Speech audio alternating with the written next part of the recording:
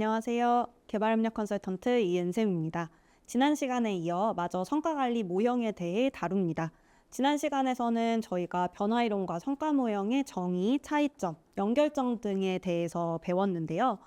잠시 요약을 하자면 변화이론을 통해 우리 프로젝트의 배경과 현상, 그 다음에 전체적인 현실을 어떤 식으로 보여줄 수 있을까, 먼 미래에 대한 변화까지 현실적인 형태를 담느라고 좀 복잡한 형태의 도식을 취하는 모형을 가지게 됐었고요. 이 변화이론 안에서 우리 프로젝트의 범위, 우리 프로젝트의 전략적인 목표들만 뽑아서 직관적인 형태로 그림을 그렸던 것을 성과 모형이라고 부른다라고 말씀을 드렸습니다. 여기에서 그치지 않고 우리는 논리 모형이라고 하는 새로운 모형을 또 하나 만들어서 관리하는 데 활용하게 되는데요. 오늘은 이 논리 모형에 대한 이야기를 나눠보도록 하겠습니다. 논리 모형은 로지컬 프레임워크 혹은 로그 프레임이라고 부릅니다. 보통 이런 표의 형태로 많이 생겼고요.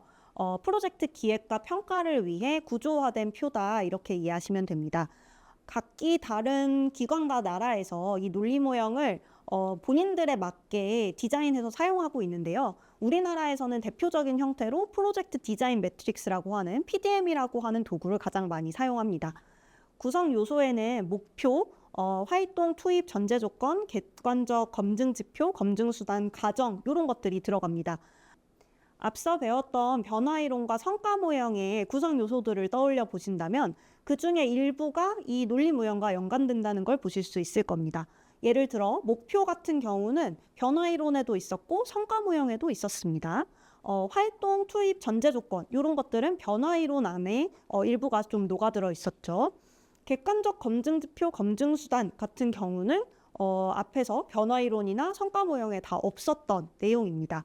논리 모형이라고 하는 것은 프로젝트 기획과 평가를 위해서 구조화된 표이기 때문에 목표에 대한 연결성, 논리적인 연결성뿐만 아니라 이 목표를 달성했는지 여부를 확인할 수 있는 지표까지 함께 담고 있다는 점이 큰 특징이라고 할 수가 있겠습니다.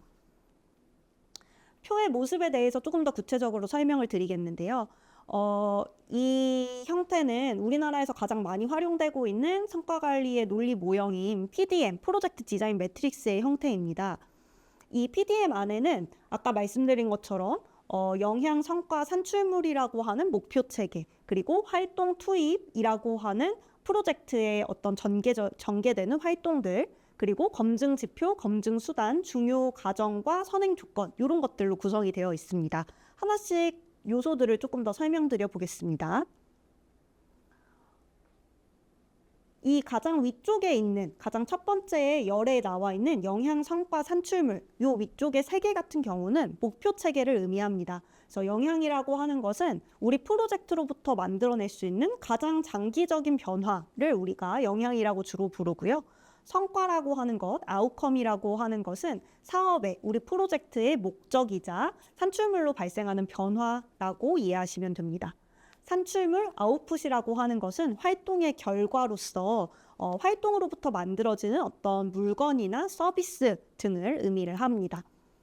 이 활동, 산출물, 성과, 영향 이 라인은 우리가 프로젝트 중간부터 프로젝트가 종료되고 프로젝트 종료된 이후에 먼 미래까지를 한꺼번에 연결하는 하나의 논리적인 연결선이라고도 볼 수 있는데요. 이 활동을 위해서 투입하는 자원을 우리는 인풋 혹은 투입이라고 부릅니다. 그래서 가장 아래쪽에 있는 투입부터 활동, 산출물, 성과, 영향이 우리 프로젝트에 들어가는 자원부터 우리의 개입되는 활동, 그로부터 나타나는 단기적인, 중기적인, 장기적인 변화를 한 칸에 하나씩 기입할 수 있도록 되어 있다. 이렇게 이해하시면 되겠습니다. 그리고 가장 아래쪽에 있는 전제 조건의 경우에는 투입을 위해 어떤 조건이 갖춰져야 하는가를 기록할 수 있도록 되어 있고요. 두 번째 열에 해당하는 객관적 검증 지표의 경우 각각의 목표의 달성 여부를 측정할 수 있는 지표를 기입하도록 되어 있습니다. 검증 수단이라고 하는 것은 지표를 어디에서 출처를 가져올 것이냐라는 걸 의미하고요.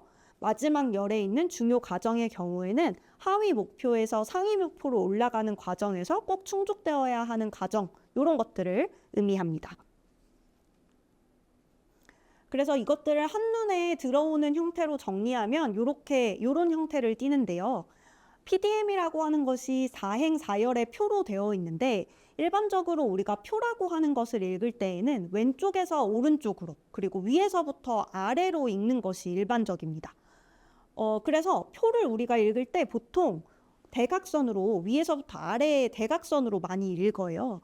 항목도 위에서부터 아래로 읽는 게 자연스럽고 왼쪽부터 오른쪽으로 읽는 게 우리 눈에 가장 자연스러운 방법이죠. 그런데 이 PDM이라고 하는 것은 우리가 일반적으로 읽는 방식으로 읽게 되면 굉장히 읽기가 어렵습니다. 혼란스럽거든요. 이 PDM이라고 하는 것의 읽는 방법을 오늘 좀 제대로 알려드리고 그 안에 숨겨져 있는 논리에 대해서도 말씀을 드리도록 하겠습니다. 가장 먼저 PDM이 갖고 있는 논리는 수직적인 논리라고 합니다. 이 수직적 논리를 읽기 위해서는 PDM이 갖고 있는 이 사행사열의 16칸 중에서 가장 바깥쪽 라인을 읽어야 하는데요. 이 PDM의 수직적 논리가 의미하는 것은 PDM이 우리가 이루고자 하는, 우리 프로젝트에서 이루고자 하는 목표 체계를 논리적으로 보여준다라는 것에 있습니다. 조금 쉬운 말로 푼다면요. 특정 상황에서 프로젝트를 진행할 때 어떤 문제가 없다면 변화가 있을 것이다. 그리고 시간이 지나 이 변화는 어떤 또 다른 문제가 생기지 않는다면 또 다른 변화를 낳을 것이다 라는 형태의 이야기를 PDM의 가장 바깥쪽 라인, U자 모양이 이걸 이야기하고 있다 이렇게 볼 수가 있습니다. 이 각각의 말들은 전제 조건, 투입 활동, 가정, 산출물, 성과, 가정, 성과, 영향 이런 식으로 연결이 되는데요. 이렇게만 봐서는 이해가 잘 안 되실 것 같아서 표와 연결지어서 한 번 더 보여드리도록 할게요. 우리 PDM의 표를 이렇게 볼 때 가장 하지 말아야 하는 것은 위에서부터 아래로 대각선으로 읽어 내려가는 것입니다. PDM이라고 하는 것, 논리 모형이라고 하는 것은 변화 이론이나 성과 모형보다 조금 더 직관적인 형태를 띠고 있고 모두가 다 쉽게 읽을 수 있도록 정형화된 모습을 하고 있음에도 불구하고 표라고 하는 것의 일반적인 읽는 방식과 PDM을 읽는 방식이 다르기 때문에 제대로 읽는 방식을 이해하지 못하면 PDM을 보더라도 사업을 전체적으로 파악하기가 굉장히 어렵습니다. 앞서 설명드린 이야기처럼 우리 PDM은 전제 조건으로부터 시작해서 투입, 활동, 가정, 산출물, 그리고 가정, 다시 성과, 가정, 영향 순으로 가장 아래서부터 지그재그 형태로 올라가야 이 프로젝트의 전체 스토리 라인을 파악할 수가 있습니다. 전제 조건이라고 하는 것은 우리 프로젝트의 자원인 돈이나 인력, 토지, 땅 이런 것들이 들어가기 전에 갖춰져야 하는 조건들을 의미합니다. 프로젝트가 시작되기 전이니까 프로젝트의 과거라고 볼 수가 있겠죠. 이 과거로부터 시작해서 이 조건이 만족이 되면 돈, 사람, 땅 이런 것들을 투자하고 이 투입된 자원을 가지고 활동을 전개하고 이 활동이 산출물이라고 하는 단기적인 결과로 연결되는데 연결되기 위해서 꼭 충족되어야 하는 중요 과정이 있다. 이런 스토리 라인입니다. 마찬가지로 산출물이라고 하는 것이 활동의 결과로서 나왔기 때문에 이 결과물을 활용해서 사회의 변화를 이끌어내는 것이 우리 프로젝트의 목표인데요. 이 성과라고 하는 것을 달성하기 위해서 또다시 충족되어야 하는 과정이 있다라는 거고요. 프로젝트가 하나 완성이 돼서 사회 변화를 이뤄냈을 때 그 사회 변화가 더 장기적인 변화로 이뤄지기 위해서도 또 다른 과정이 필요하다라는 전체적인 스토리 라인입니다. 그렇기 때문에 프로젝트의 과거로부터 시작해서 프로젝트가 착수되어 자원이 들어가는 투입과 활동을 거쳐 프로젝트가 종료되면 나올 단기적인 결과물 그리고 프로젝트가 종료된 이후에 벌어지는 성과와 영향까지 PDM을 제대로 읽는다면 프로젝트가 시작되기 전 과거부터 프로젝트가 종료된 이후의 먼 미래까지 한 번에 직관적인 형태로 읽어낼 수가 있다라는 것이 PDM의 큰 특징 중 하나입니다. 우리가 이 세 가지의 목표에 대해서 조금 더 깊이 설명을 해볼 텐데요. 산출물, 성과, 영향이라고 하는 단어는 일상적으로도 많이 사용되기 때문에 이 각각이 성과 관리에서 어떤 식으로 정의되고 있는지를 이해하지 못하면 세 가지의 개념이 모두 혼동될 수 있습니다. 먼저 산출물의 경우는 활동으로부터 나오는 직접적인 결과나 서비스를 의미합니다. 프로젝트의 종료 시점에 확인할 수 있어야 하는데요. 예를 든다면 우리가 농업 프로젝트다라고 하면 우리가 지원해준 농기계 혹은 농자재 이런 것들이 프로젝트 종료 시점에는 현장에 가 있을 겁니다. 또는 우리가 화장실을 개량해주는 위생개선 프로젝트라고 한다면 프로젝트가 끝났던 시점에는 우리가 개량해준 화장실을 눈으로 볼 수 있게 될 겁니다. 이런 것들은 우리 활동의 직접적인 결과이면서 현장에 남는 어떤 활동이나 서비스의 일환이라고도 볼 수가 있겠습니다. 하지만 이런 농기계를 지원하고 화장실을 개선하는 것, 이것만이 우리 프로젝트의 궁극적인 목표는 아니기 때문에 우리는 이런 산출물이 어떤 행동 변화, 사회 변화로 일어나는지에 대한 이해를 같이 해야 합니다. 우리가 화장실을 개량하는 것이 그냥 예뻐 보이려고 개량하는 것이 아니라 사람들이 계속 이걸 활용하고 여기서부터 위생적인 생활을 계속 이어나가기를 바라는 마음에서 이 프로젝트를 전개한 거죠. 그렇기 때문에 프로젝트가 종료된 시점에는 아직 사람들이 이 화장실을 활발하게 활용하고 있지 않을 수도 있습니다. 성과에 대한 변화, 성과 목표에 대한 변화가 바로 눈에 띄지 않을 수도 있다는 거죠. 중요한 것은 산출물은 종료 시점에 눈으로 보이게 된 직접적인 결과라고 한다면 성과라고 하는 것은 산출물을 활용해서 나타나는 사회적인 변화나 행동의 변화를 의미한다는 것이고, 그렇다 보니까 이 성과라고 하는 것은 눈으로 바로 드러나지 않을 때도 있습니다. 사업 종료 시점에 확인하기 어려울 때도 있고요. 그럼에도 불구하고 우리 프로젝트의 궁극적인 목표에 해당하는 것은 바로 이 성과다라는 거죠. 나아가서 영향이라고 하는 것은 사업으로 발현된 변화, 즉 성과가 이루어졌을 때 거기서부터 장기적으로 기여한 어떤 더 큰 레벨의 변화를 의미합니다. 좀 더 구체적인 예시라고 한다면 SDG나 국가개발 목표 등이 달성된 형태라고 볼 수도 있겠고요. 그래서 영향 목표는 하나의 성과 혹은 하나의 프로젝트만으로 달성된다기보다는 여러 가지 프로젝트들의 성과가 기여해서 만들어지는 장기적인 목표다, 이렇게 볼 수가 있겠습니다. 그래서 아래쪽에 예시로 봤을 때에도 우리가 농민 소득을 증가시키기 위해서는 여러 가지 다양한 프로젝트들이 필요한데 그 중에 하나로 농업 생산성 증가 프로젝트를 하고 이 농업 생산성 증대를 위해 농기구를 지원하는 결과를 냈다, 이렇게 이해할 수가 있겠고요. 또 반대로도 와보면 화장실을 개량함으로써 이 개량된 화장실을 현지의 주민들이 계속 활용하면 위생시설의 안정성이 향상이 되고 나아가 삶에 필요한 깨끗한 물과 위생을 확보하는 SDG를 달성할 수 있게 된다라는 것으로 이 세 가지의 목표 체계의 다른 점, 시점적인 차이와 개념적인 이해가 달라진다라는 것을 이해하시면 좋겠습니다.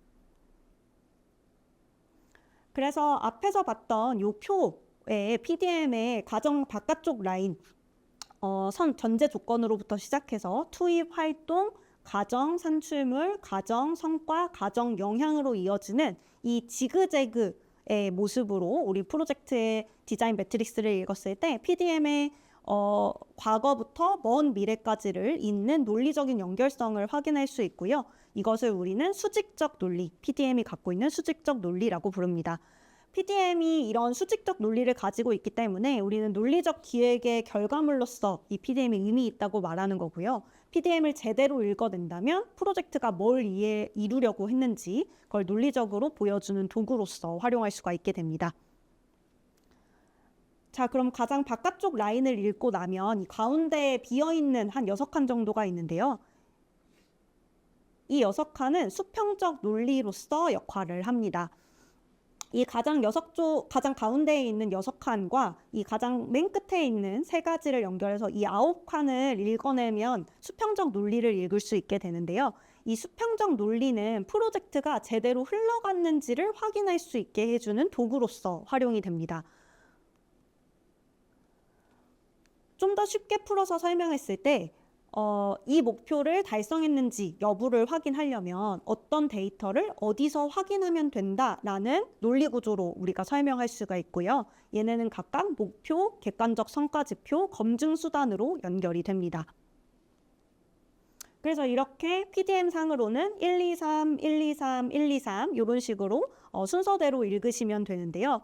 산출물에 대해서는 이게 종료 시점에 나오는 어떤 눈에 보이는 직접적인 결과이기 때문에 이 지표도 좀 더 직접적인 형태를 띠게 됩니다. 이 지표, 산출물을 달성했는지 여부를 보기 위해서는 어떤 지표의 변화를 확인해야 하는가, 그리고 이 지표는 어디에서 찾을 수 있는가, 이런 형태의 논리 구조를 띠고요. 성과의 경우 사회 변화를 의미한다고 했습니다. 그래서 사회 변화가 진짜 일어났는지를 확인하기 위한 지표는 무엇이고 그 지표는 어디서 확인할 수 있다. 장기적인 목표 변화에 있어서도 그걸 확인할 수 있는 지표는 무엇이고 그 지표를 확인할 수 있는 수단은 무엇이다. 이런 식의 내용들이 이 PDM에 골고루 담겨져 있다라고 이해하시면 됩니다. 이 지표에 대한 내용에 대해서는 저희가 다음 3강에서 조금 더 깊이 있게 다룰 예정입니다. 그래서 PDM에 대해 우리가 가장 바깥쪽 라인을 읽었을 때 수직적 논리로서 프로젝트가 이루고자 하는 바가 무엇인가를 보여준다고 말씀을 드렸고요. 가장 가운데에 있는 9칸을 양쪽으로 순서대로 읽었을 때 수평적 논리를 구성하면서 프로젝트가 진짜 이루려고 하는 변화가 이루어졌는지를 확인할 수 있는 도구로서 역할을 한다고 했습니다. 앞으로 여러분들이 개발협력 프로젝트를 담당하게 되거나 성과 관리하거나 평가하게 된다면 언제나 이 PDM을 마주하게 되실 텐데요. 지금 혹시 담당하고 계시는 사업이 있다면 우리 프로젝트의 PDM이 올바른 형태로 이 수직적 수평적 논리가 올바르게 구성되어 있는지 한번 살펴보시면 좋겠고요. 또 다른 예시를 보시더라도 오늘 배우신 방법대로 가장 아래서부터 지그재그 읽어서 수직적인 논리, 그 다음에 가장 왼쪽부터 오른쪽까지 일렬로 하나씩 읽어내서 수평적인 논리를 확인하시면 좋겠습니다. 오늘 시간에는 변화이론과 성과 모형, 논리 모형에 대해서 각각 설명을 좀 드려봤습니다. 조금 요약을 하자면요. 변화이론의 경우 프로젝트를 기획하는 과정에서 현장의 문제, 현상, 이해관계, 문제의 원인이나 결과, 가정 요인, 제약 요건, 외부 요인 등 현실에 가까운 형태의 도식을 만드느라고 좀 복잡한 형태를 띠고 있었다. 이런 시각적인 설명을 보여준다라고 말씀을 드렸고요. 이런 복잡한 형태 안에서 우리 프로젝트 범위 하에 있는 직접적인 목표들만 묶어서 직관적이고 가시적인 형태의 도식을 그린 것을 성과 모형이라고 불렀습니다. 일반적으로 성과 모형을 문제 분석이나 목표 분석을 했을 때 문제나무나 목표나무의 형태로 많이 활용하고 있습니다. 이렇게 성과 모형을 만들고 나면 이 성과 모형을 PDM이라고 하는 논리 모형이라고 하는 목표 체계에 담으면서 앞으로 프로젝트를 진행하면서 목표가 실제 달성됐는지 여부, 실제적인 성과 측정과 관리를 해나가기 위해 객관적 검증 지표와 검증 수단을 담은 논리 모형을 만든다. 이렇게 세 가지를 구분할 수가 있습니다. 이 변화이론 성과 모형, 논리 모형이라고 하는 것은 아주 학술적인 개념으로서 오늘 설명을 드렸다기보다는요. 진짜 실질적으로 현장에서 실무적으로 활용되는 방식으로 설명을 드렸는데요. 이 실무적인 활용에 있어서 도구와 기법이라고 하는 것은 시대에 따라서 담론이 바뀌기도 하고 합의에 따라서 개념이나 활용법이 또 달라지기도 합니다. 그래서 과거에 있었던 PDM의 정의 혹은 산출물 성과 영향의 정의와 오늘날에 우리가 정의하는 바가 조금 달라지기도 했어요. 앞으로도 이런 것들은 사회적 합의에 따라 조금씩 달라질 수도 있고 또 기관마다 프로젝트마다 조금씩 차이가 있을 수도 있습니다. 여러분들은 이 하나하나를 학술적이고 아주 원칙적인 개념으로 이해하시기보다는 대략적인 큰 틀에서의 차이점과 연결점을 이해하시고 실제 일을 해나가시면서 사회적인 합의가 어떤 식으로 현재 구성이 되어 있는지 꼭 확인하시면 좋을 것 같습니다. 이번 시간에 이렇게 변화이론, 성과 모형, 논리 모형 등등을 알아봤는데요.